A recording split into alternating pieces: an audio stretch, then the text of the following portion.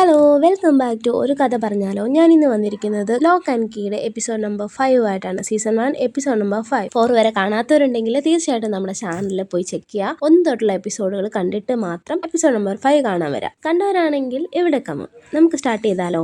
എപ്പിസോഡിന്റെ തുടക്കത്തിൽ നമ്മളെ കാണിക്കുന്നത് കീ ഹൗസ് ആണ്. കീ ഹൗസിൽ എന്തോ ഒരു ഫോഴ്സ്, അതിന്റെ സൗണ്ട് മാത്രമാണ് നമ്മൾ കേൾക്കുന്നത്. അതിങ്ങനെ ഹോളിൽ കൂടെയും വരാന്തയിൽ കൂടെയും ബാൽക്കണി കൂടെയും ഇങ്ങനെ പൊക്കോണ്ടിരിക്കുന്നതായിട്ട് നമ്മളെ കാണിക്കുന്നുണ്ട്. അവിടെ നിന്ന് നമ്മളെ ടൈലറിനെയാണ് കാണിക്കുന്നത്. ടൈലർ അടുക്കളയിൽ രാത്രി ഉറക്കത്തിന്ന് അടുക്കളയിലോട്ട് വന്നിരിക്കുകയാണ് വെള്ളം കുടിക്കാനായിട്ട്. അങ്ങനെ അവൻ ടാപ്പ് തുറന്ന് ഗ്ലാസ്സിലോട്ട് വെള്ളം എടുക്കുന്ന സമയത്ത് അവനും ആ ഒരു വിസ്പറിംഗ് സൗണ്ട് കേൾക്കുകയാണ്. ആ ഒരു സൗണ്ട് കേട്ടപ്പോൾ അവൻ പെട്ടെന്ന് ശ്രദ്ധിക്കുന്നുണ്ട്. എന്നിട്ട് ആരാ അത് എന്ന് ചോദിക്കുന്നുണ്ട്. പക്ഷേ റെസ്പോൺസ് ഒന്നുമില്ല. അപ്പോൾ അവൻ ആ സൗണ്ട് കേട്ട സ്ഥലത്തോട്ട് പോകുന്നുണ്ട്. അങ്ങനെ പോയി പെട്ടെന്ന് കിൻസിനെ കാണുകയാണ്. കിൻസിയും ഈ ഒരു സൗണ്ട് കേട്ടിട്ട് തന്നെയാണ് വരുന്നത്. അപ്പോൾ ടൈലർ ചോദിക്കുന്നുണ്ട്, നിനക്കും ഇത് കേൾക്കാൻ പറ്റുന്നുണ്ടോ? അപ്പോൾ കെൻസി പറയുന്നുണ്ട്, ഈ ഒരു പിയാനോ എന്നാണെന്ന് തോന്നുന്നു ഈ ഒരു സൗണ്ട് വരുന്നതെന്ന്. അങ്ങനെ കെൻസി പിയാനോ തുറന്നു നോക്കുന്നുണ്ട്. പക്ഷെ ടൈലറിന് പേടിയുണ്ട്, നമ്മളിത് ചെയ്യണോ എന്ന് ചോദിക്കുന്നുണ്ട്. അങ്ങനെ കെൻസിക്ക് പിയാനോയ്ക്ക് അകത്തുനിന്ന് മ്യൂസിക്കിന്റെ സിമ്പൽ ഉള്ള ഒരു കീ കിട്ടുന്നുണ്ട്. അപ്പോൾ തന്നെ ബോഡി അങ്ങോട്ട് ഓടി വരുന്നുണ്ട്. അപ്പോൾ ബോഡി ചോദിക്കുന്നുണ്ട്, നിങ്ങൾ ഈ സൗണ്ട് കേട്ടിട്ടാണോ വന്നത്? ഓക്കെ, നിങ്ങൾക്ക് എന്താ കിട്ടിയത് എന്ന് പറഞ്ഞിട്ട് ബോഡി ആ ഒരു കീ മേടിച്ച് നോക്കുമ്പോൾ ബോഡിക്ക് എന്തോ ഒന്ന് മനസ്സിലാവുന്നുണ്ട്. ഞാനിത് വേറെ എവിടെയോ കണ്ടിട്ടുണ്ട് എന്ന് പറയുന്നുണ്ട്. അപ്പോൾ ടൈലർ പറയുന്നുണ്ട്, ഒന്ന് പതിയെ സംസാരിക്ക്, അമ്മ മുകളിൽ ഉറങ്ങുകയാണ്, അമ്മ കേൾക്കണ്ട എന്ന് പറയുന്നുണ്ട്. അങ്ങനെ ബോഡി പതിയെ ചെന്നിട്ട് അടുത്തുള്ള ഒരു ബുക്ക് ഷെൽഫ് ഉണ്ട്. ആ ഷെൽഫില് മുകളിലത്തെ ഭാഗത്ത് എന്തോ ഉണ്ട്, അത് എടുക്കാനായിട്ട് ചെയറൊക്കെ വലിച്ചു നീക്കുന്നുണ്ട്. അപ്പൊ ആ ഒരു സൗണ്ട് കേട്ട് അമ്മ എണ്ണിക്കൊന്ന് പേടിച്ചിട്ട് ടൈലർ പെട്ടെന്ന് അവനെ വന്ന് സഹായിക്കുന്നുണ്ട്. ടൈലർ പറയുന്നുണ്ട്, ഞാൻ എടുത്തു തരാം, എന്താ നിനക്ക് വേണ്ടത്? അപ്പൊ ബോഡി പറയുന്നുണ്ട്, ഏറ്റവും മുകളിൽ ഒരു ബോക്സ് ഉണ്ട്, അത് എടുക്കാൻ പറയുന്നുണ്ട്. അങ്ങനെ ടൈലർ ആ ഒരു ബോക്സ് എടുക്കുന്നുണ്ട്. അപ്പോ കെൻസി ആ ഒരു ബോക്സ് ഒക്കെ നോക്കിയിട്ട് ആ ഒരു കീ ഇട്ട് ആ ഒരു ബോക്സ് തുറക്കുകയാണ്. അങ്ങനെ കെൻസി ആ ഒരു മ്യൂസിക് ബോക്സ് തുറക്കുന്നുണ്ട്. ഈ സമയത്ത് ടൈലർ ചോദിക്കുന്നുണ്ട്, അപ്പോൾ നമ്മളെല്ലാരും ഈ ഒരു വോയിസ് കേട്ടു തുടങ്ങി, അതിന്റെ അർത്ഥം എന്താ? അപ്പോൾ ബോഡി പറയുന്നുണ്ട്, നമ്മളെല്ലാം പ്രൊട്ടക്ടേഴ്സ് ഓഫ് കീ ആണ്, നമ്മളെല്ലാം ഇത് പ്രൊട്ടക്ട് ചെയ്യേണ്ട ആൾക്കാരാണ്, ഇനി നമ്മളാണ് വെള്ളേടിന്ന് ഈ ഒരു കീസ് ഒക്കെ സംരക്ഷിക്കേണ്ടത് എന്ന് പറയുന്നുണ്ട്. അപ്പോൾ കെൻസി പറയുന്നുണ്ട്, അവരെ ഇപ്പൊ നമ്മൾ കണ്ടിട്ട് 2 ആഴ്ചയോളം ആയില്ലേ? ബോഡി പറയുന്നുണ്ട്, ആ ഒരു 2 ആഴ്ച എന്ന് വെച്ചാൽ അവർക്ക് വെറും 5 മിനിറ്റ് ആണ്. ശരിക്കും അവൾക്കൊരു 10,000 വർഷങ്ങളെങ്കിലും പ്രായം ഉണ്ടാവും. അവരുടെ സ്ഥലത്ത് അങ്ങനെയാണ് ടൈം വർക്ക് ആവുന്നത്. അവൾ എപ്പോ വേണേലും തിരിച്ചു വരാം എന്നിങ്ങനെ ബോഡി പറയുന്നുണ്ട്. അപ്പോൾ കെൻസി പറയുന്നുണ്ട്, റിലാക്സ് ചെയ്യേ ബോഡി, ശരി സമ്മതിച്ചു എന്ന് പറയുന്നുണ്ട്. അങ്ങനെ ടൈലർ പറയാണ്, ശരി അങ്ങനെയാണെന്നുണ്ടെങ്കിൽ നമുക്കൊരു കാര്യം ചെയ്യാം, ഈ ഒരു കീസ് ഒക്കെ സ്പ്ലിറ്റ് ചെയ്യാമെന്ന് പറയുന്നുണ്ട്. അങ്ങനെ ബോഡിയുടെ കയ്യിലിരിക്കുന്ന കീ ഒക്കെ മേടിച്ചിട്ട് ടൈലർ സ്പ്ലിറ്റ് ചെയ്യാണ്. അതായത് ആ ഒരു പുതിയ കീ കെൻസിക്ക് തന്നെ കൊടുത്തിട്ട് ആ ഒരു മിറർ കീയും ഗോസ് കീയും ബോഡിക്ക് കൊടുക്കുന്നുണ്ട്. ഹെഡ് കീ ടൈലർ എടുക്കുന്നുണ്ട്. എന്നിട്ട് ടൈലർ പറയുന്നുണ്ട്, ഇത് യൂസ് ചെയ്യുന്നതിന് മുമ്പ് എല്ലാവരും ഒന്ന് ചോദിച്ചിട്ടൊക്കെ യൂസ് ചെയ്യാവുള്ളൂ എന്ന് പറയുന്നുണ്ട്. അപ്പോൾ കെൻസി പറയുന്നുണ്ട്, മതി നിർത്തി ഇങ്ങനെയുള്ള കാര്യങ്ങളൊക്കെ പറയുന്നത്, ഞങ്ങൾക്ക് തന്നെ ഞങ്ങൾ മാനേജ് ചെയ്യാനൊക്കെ പറ്റും, ഞങ്ങൾ മുതിർന്ന കുട്ടികളാണെന്ന് കെൻസി പറയുന്നുണ്ട്. മാത്രമല്ല കെൻസി ഒന്നും കൂടെ പറയുന്നുണ്ട്, നീ ഈ ജാക്കറ്റ് എടുത്ത് ഈ ഒരു കീ യൂസ് ചെയ്തപ്പോൾ ഞങ്ങളോട് ചോദിച്ചില്ലല്ലോ, അപ്പൊ ഷട്ടപ്പ് എന്ന് പറയുന്നുണ്ട്. ഇത് പറഞ്ഞ ഉടനെ തന്നെ ടൈലറിന് പിന്നെ സംസാരിക്കാൻ പറ്റുന്നില്ല. അപ്പോൾ ടൈലർ ഇങ്ങനെ വാ തുറക്കാനായിട്ട് ശ്രമിക്കുന്നുണ്ട് കൈകൊണ്ട്. ഇത് കണ്ടിട്ട് കെൻസി അവളെ കളിയാക്കിയ പോലെയാണ് കെൻസിക്ക് തോന്നിയത്. അപ്പൊ കെൻസി പറയുന്നുണ്ട്, ഒന്ന് നിർത്ത് തമാശ എന്ന് പറയുന്നുണ്ട്. പക്ഷേ ടൈലറിന് വാ തുറക്കാൻ പറ്റുന്നില്ല. അപ്പോഴാണ് മനസ്സിലായത് കെൻസി പറയുന്ന കാര്യം നടക്കും. അപ്പോൾ കെൻസി അതൊന്ന് പരീക്ഷിക്കാനായിട്ട് പെട്ടെന്ന് ടൈലർ, നീ നിന്റെ മുഖത്തൊന്ന് ആഞ്ഞടിച്ച് എന്ന് പറയുന്നുണ്ട്. അപ്പൊ തന്നെ ടൈലർ അറിയാതെ തന്നെ അവന്റെ മുഖത്ത് ആഞ്ഞൊരു അടി അടിക്കുന്നുണ്ട്. അപ്പോൾ കെൻസിക്ക് ഭയങ്കരമായിട്ട് ഇൻട്രസ്റ്റ് ആയി. അപ്പോൾ ബോഡിയും പറയുന്നുണ്ട്, ഞാൻ ഒന്ന് ട്രൈ ചെയ്ത് നോക്കട്ടെ എന്ന് പറഞ്ഞിട്ട് ആ ഒരു മ്യൂസിക് ബോക്സ് അവന്റെ നേരെ തിരിച്ചു വെച്ചിട്ട്, കെൻസി നീ ഒരു ബാക്ക് ഫ്ലിപ്പ് ചെയ്തേ എന്ന് പറയുമ്പോൾ കെൻസി പക്ഷെ അനങ്ങുന്നില്ല. അപ്പോൾ കെൻസി പറയുന്നുണ്ട്, വെയിറ്റ്, ഞാനല്ലേ ആ ഒരു കീ ഇട്ടത്, അപ്പൊ ഞാൻ പറഞ്ഞാലാണ് ഇത് കേൾക്കുക, ബോഡി നീ നിന്റെ മൂക്കൊന്ന് പിച്ചിയേ എന്ന് പറയുന്ന സമയത്ത് പെട്ടെന്ന് ടൈലർ ആ ഒരു മ്യൂസിക് ബോക്സ് അടച്ചു കളയാണ്. അങ്ങനെ അതുകൊണ്ട് ആ ഒരു എഫക്റ്റ് അവിടെ തീരുന്നുണ്ട്. അപ്പോൾ ഇതിന്റെ പവർ ഇതാണ്, ആരാണ് ആ ഒരു കീ യൂസ് ചെയ്യുന്നത് അവർക്ക് മറ്റുള്ളവരെ കൺട്രോൾ ചെയ്യാനായിട്ട് പറ്റും, അവരുടെ ബോഡി ഫിസിക്ക് കൺട്രോൾ ചെയ്യാനായിട്ട് പറ്റും. അങ്ങനെ ടൈലർ പറയുന്നുണ്ട്, എന്തായാലും ഇതിങ്ങനെ സിമ്പിൾ ആയിട്ട് യൂസ് ചെയ്യാൻ പറ്റുന്ന, ഫണ്ണി ആയിട്ട് യൂസ് ചെയ്യാൻ പറ്റുന്ന കാര്യമൊന്നുമില്ല, ഇത് വെപ്പൺസ് ആണ്, അതുകൊണ്ട് സൂക്ഷിച്ചും കണ്ടൊക്കെ യൂസ് ചെയ്യുക എന്നിങ്ങനെ വാൺ ചെയ്തിട്ട് ടൈലർ ഈ ഒരു ബോക്സ് ഒക്കെ എടുത്തിട്ട് പോകുന്നുണ്ട്. അപ്പോൾ ബോഡി ഇവർ പോയി കഴിയുമ്പോൾ ചിന്തിക്കുന്നുണ്ട്,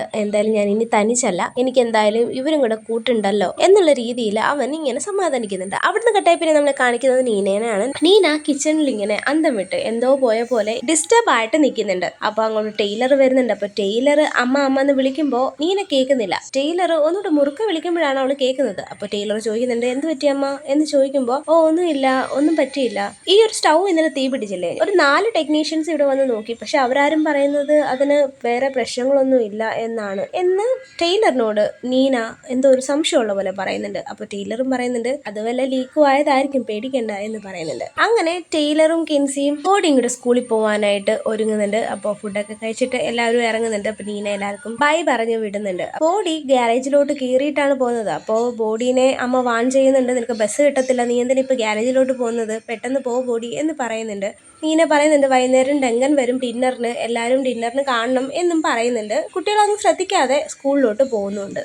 അവിടുന്ന് കട്ടായി പിന്നെ നമ്മളെ ക്യാമ്പസിലാണ് കാണിക്കുന്നത്. ക്യാമ്പസിൽ കിൻസിയും സ്കോട്ടും ഇരുന്നിട്ട് ആ ഒരു സ്പ്ലാറ്ററിങ്ങിൻ്റെ പഴയ വീഡിയോ, അതായത് കിൻസി കുളവാക്കിയ വീഡിയോ കാണിക്കുന്നുണ്ട്. അപ്പോൾ കിൻസി ഇത് കണ്ടു കഴിയുമ്പോൾ റിഗ്രറ്റ് ആവുന്നുണ്ട്. അപ്പോൾ കിൻസി സോറിയൊക്കെ ചോദിക്കുന്നുണ്ട്. സ്കോട്ടും അതൊന്നും സാരമില്ല, പ്രശ്നമൊന്നുമില്ല, നമുക്കതൊക്കെ റെഡിയാക്കാം എന്നുള്ള രീതിയിൽ സംസാരിച്ചുകൊണ്ടിരിക്കുമ്പോഴാണ് അവിടേക്ക് ഈതൻ കയറി വരുന്നത്. അപ്പോൾ ഈതൻ ചോദിക്കുന്നുണ്ട് ലാസ്റ്റ് മിനിറ്റ് റീകാസ്റ്റ് ഒക്കെ ചെയ്തിട്ട് കുളവായെന്നാണല്ലോ ഞാൻ കേട്ടത് എന്ന് പറയുന്നുണ്ട്. സ്കോട്ട് പറയുന്നുണ്ട് അങ്ങനൊന്നും ഇല്ല, കുഴപ്പമൊന്നുമില്ല, അത് ഞങ്ങൾ മാറ്റിയെടുത്തോളാം എന്ന് സ്കോട്ടും പറയുന്നുണ്ട്. അപ്പോൾ ഈതൻ അവനെ ഒരുപാട് കളിയാക്കുന്നുണ്ട്. നീ ഈ ടാലന്റ് ഒക്കെ വെച്ചിട്ട് നിനക്ക് അവിടെ ഒന്നും എത്തിപ്പെടാനൊന്നും പറ്റത്തില്ല, വെറുതെ നിന്റെ സമയം കളയണ്ട എന്നുള്ള രീതിയിൽ അവനെ കളിയാക്കിയിട്ട് കാവൻഡിഷ് എന്നൊക്കെ വിളിക്കുന്നുണ്ട്. ഇത് കേട്ടിട്ട് കെൻസിക്ക് വല്ലാണ്ട് ദേഷ്യവും വരുന്നുണ്ട്. പക്ഷേ കെൻസി അവളോട് സംസാരിക്കാൻ വേണ്ടി മുന്നോട്ട് ആയുന്ന സമയത്ത് സ്കോട്ട് അവളെ പിടിച്ചു നിർത്തുന്നുണ്ട്. അങ്ങനെ ഈതൻ ഇവനെ ഒരുപാട് ഇൻസൾട്ട് ചെയ്തിട്ട് അവിടുന്ന് പോകുന്നുണ്ട്. എന്നിട്ട് സ്കോട്ട് കെൻസിയോട് പറയുന്നുണ്ട് വിട്ടേക്ക്, അവൾ എന്തെങ്കിലുമൊക്കെ പറഞ്ഞിട്ട് പോട്ടെ എന്ന് പറയുന്നുണ്ട്. കാണിക്കുന്നത് ടെയ്ലറിനെയും ജാക്കിനെയാണ്, പിന്നെ ആ ഒരു കാല് വയ്യാത്ത ആളെയും.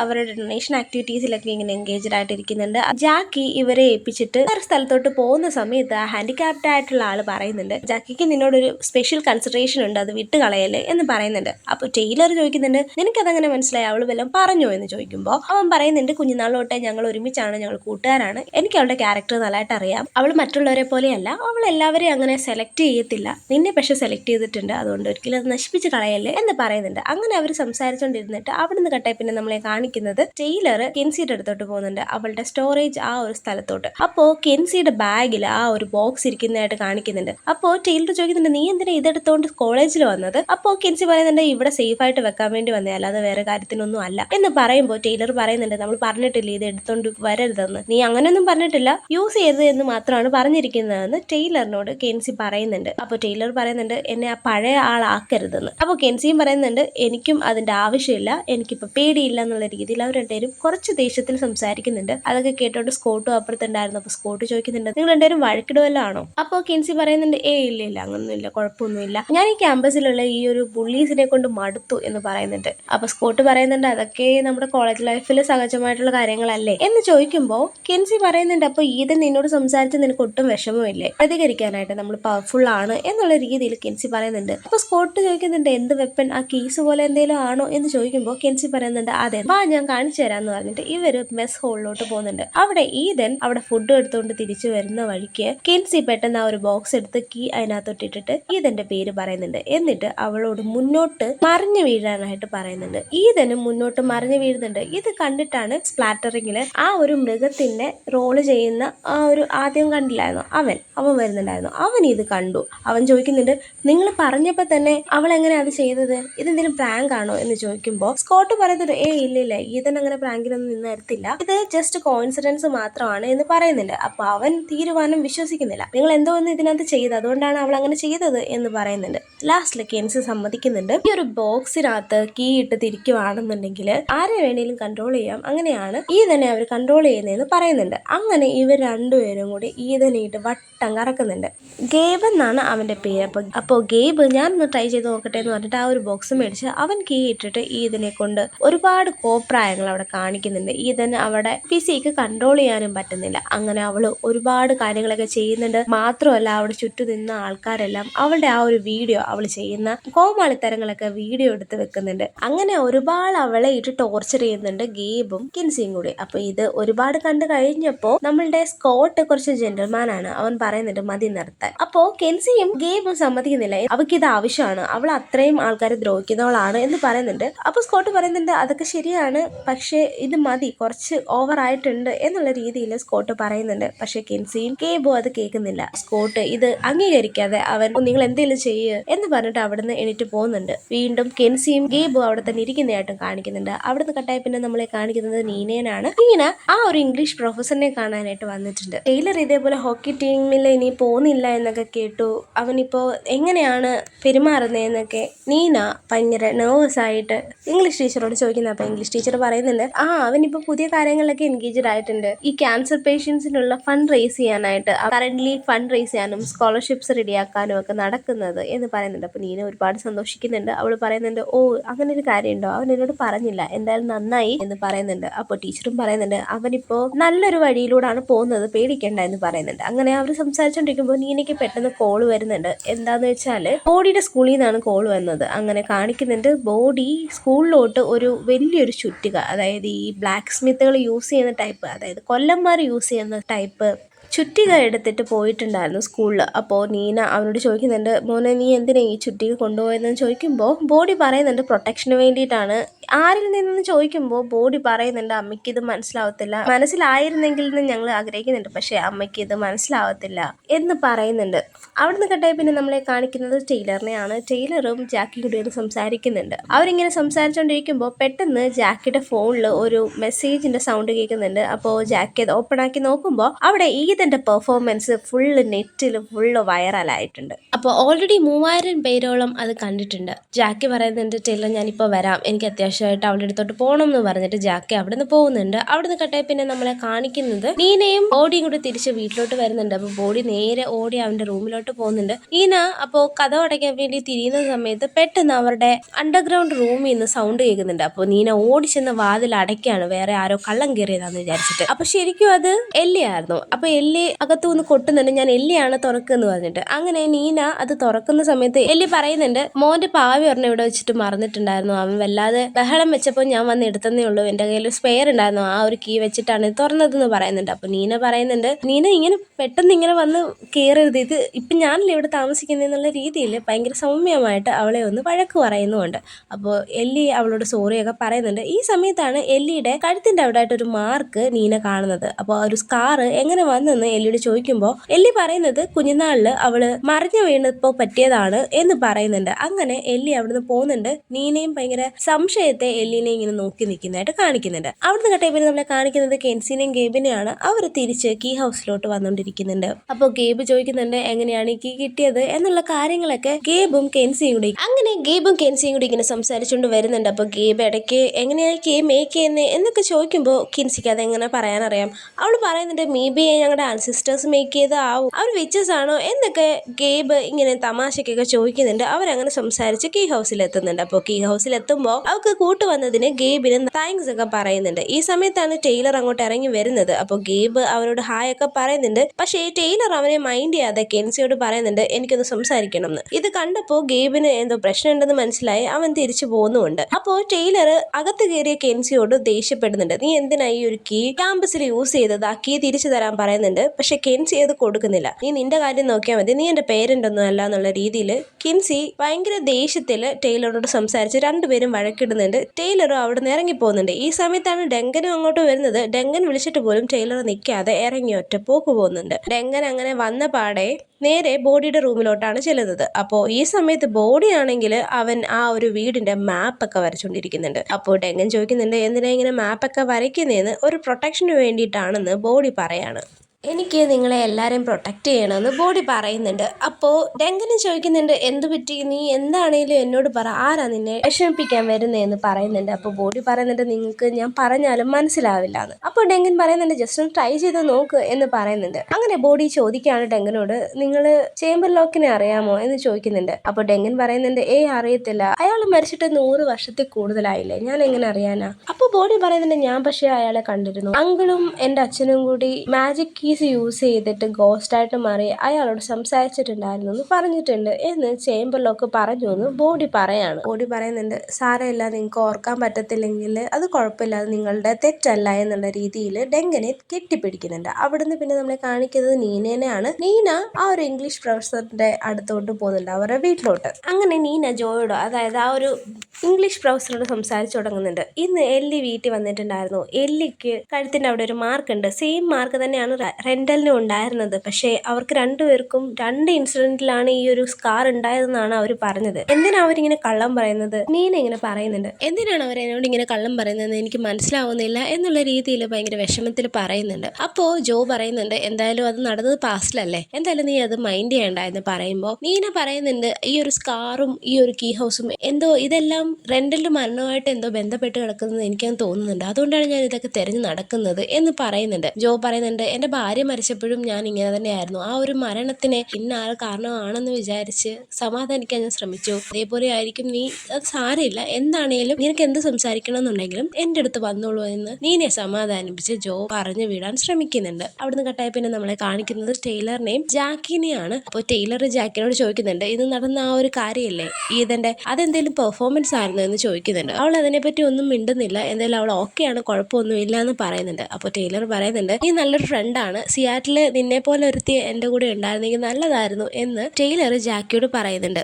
അങ്ങനെ ജാക്കി പറയുന്നുണ്ട്, എന്താ നിനക്ക് അവിടെ ഫ്രണ്ട്സ് ഒന്നും ഇല്ലായിരുന്നോ എന്ന്. അപ്പോൾ ടൈലർ പറയായിരുന്നു, ഉണ്ടായിരുന്നു, ഒരുപാട് പേരുണ്ടായിരുന്നു, പക്ഷെ പെട്ടെന്ന് അവരൊക്കെ ഡിസപ്പിയർ ആയി എന്നുള്ള രീതിയിൽ പറയുന്നുണ്ട്. ഇപ്പോൾ ജാക്കി പറയുന്നുണ്ട്, എന്തായാലും നിനക്കൊരു ഫാമിലി ഇല്ലേ? ആ ഫാമിലി ഉണ്ട്, പക്ഷെ ഞാനിപ്പോൾ അവരുടെ അച്ഛനെ പോലെയാണ് ആക്ട് ചെയ്തുകൊണ്ടിരിക്കുന്നത്, പക്ഷെ ഞാനത് വല്ലാതെ ഉഴപ്പുന്നുണ്ടെന്ന് പറയുന്നുണ്ട്. അപ്പോൾ ജാക്കി പറയാണ്, നീ അവരുടെ അച്ഛനായിട്ടല്ല, നീ അവരുടെ നല്ലൊരു ബ്രദറായിട്ട് വേണം നിൽക്കാൻ, നിനക്ക് അത് പറ്റും, നീ ഒരു നല്ല ആളാണ്. എങ്ങനെ ജാക്കി ഒരുപാട് ടൈലറിനെ മോട്ടിവേറ്റ് ചെയ്യുന്നുണ്ട്. സോ അങ്ങനെ മോട്ടിവേറ്റ് ചെയ്ത് ലാസ്റ്റിൽ അവർ ഉമ്മ വെക്കുന്നുണ്ട്. അവിടുന്ന് കട്ടായി പിന്നെ നമ്മളെ കാണിക്കുന്നത് കെൻസിനെയാണ്. കെൻസി സ്കോട്ടിന് മെസ്സേജ് അയച്ചുകൊണ്ടിരിക്കുന്നുണ്ട്, പക്ഷെ റിപ്ലൈ ഒന്നും വരുന്നില്ല. അപ്പോൾ ഗേബ് അവർക്ക് മെസ്സേജ് അയക്കുന്നുണ്ട്. ഇത് കാണാൻ തുടങ്ങിയ സമയത്ത് പെട്ടെന്ന് വെളിയിലൊരു സൗണ്ട് കേട്ട് കെൻസി ചെന്ന് നോക്കുമ്പോൾ അവിടെ സ്കോട്ട് നിൽക്കുന്നുണ്ടായിരുന്നു. അപ്പോൾ സ്കോട്ടിനോട് കെൻസി ചോദിക്കുന്നുണ്ട്, ഞാൻ എത്ര നേരം കൊണ്ട് മെസ്സേജ് അയക്കുന്നത്, നീ റിപ്ലൈ തരാത്തേന്ന് ചോദിക്കുമ്പോൾ അവൻ പറയുന്നുണ്ട്, അവന്റെ ഫോൺ ഡെഡായിട്ട് കുറെ നേരമായി, ഫ്രണ്ടിലത്തെ ഡോറും തുറന്ന് തരുവാണെങ്കിൽ ഞാൻ ഇതൊന്ന് ചാർജ് ചെയ്തേനെ എന്ന് പറയുന്നുണ്ട്. അങ്ങനെ അവർ അതിനകത്ത് വരുന്നുണ്ട്. എന്നിട്ട് സ്കോട്ട് അവളോട് സംസാരിക്കുന്നുണ്ട്, നീ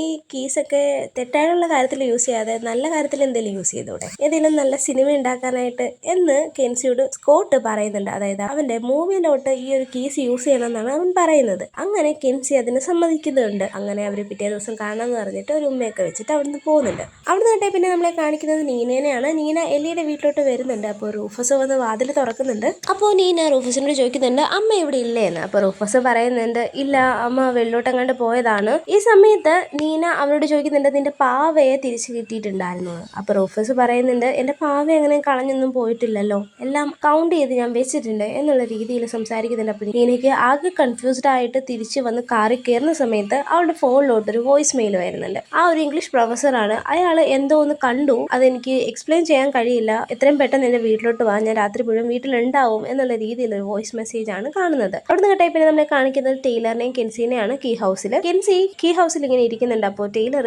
തിരിച്ച് കീ ഹൗസിലോട്ട് എത്തുന്നുണ്ട്. അപ്പോൾ കെൻസി അവന്റെ അടുത്തോട്ട് ചെല്ലുന്നുണ്ട്.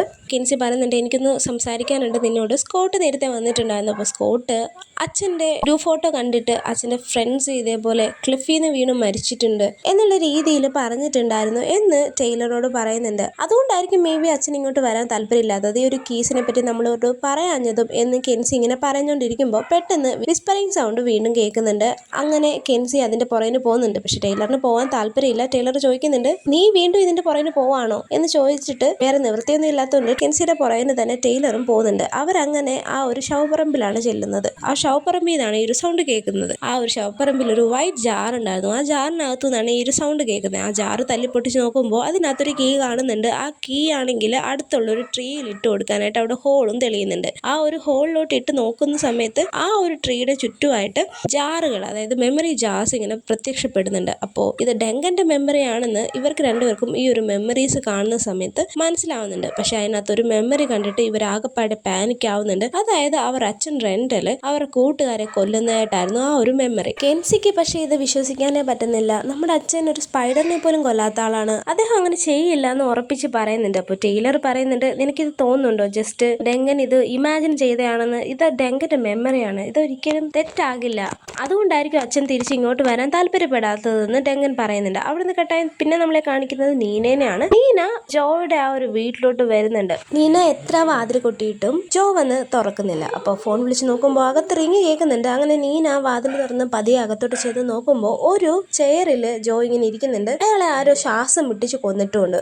പെട്ടെന്ന് നീന ഇത് കണ്ട് പാനിക്കായി കോൾ ചെയ്യുന്നുണ്ട്, അതായത് പോലീസിന്. പെട്ടെന്ന് നീന അതിനകത്ത് എന്തോ ആരോ ഉള്ള പോലെ സൗണ്ട് കേൾക്കുന്നുണ്ട്. അങ്ങനെ ആ ഒരു സൗണ്ട് കേട്ട് അവൾ ചുറ്റും ഇറങ്ങി നോക്കുന്നുണ്ട്, ബാൽക്കണി വരെ. ഈ സമയത്ത് നമ്മൾ കാണിക്കുന്നുണ്ട് എല്ല ഇതിന്റെ താഴെ തന്നെ ഇരിപ്പുണ്ടായിരുന്നു. അവിടെ വെച്ചിട്ട് എപ്പിസോഡ് നമ്പർ 5 ഇവിടെ തീരുന്നുണ്ട്. എപ്പിസോഡ് നമ്പർ 6 അധികം വൈകാതെ ഇടാം. Stay tune.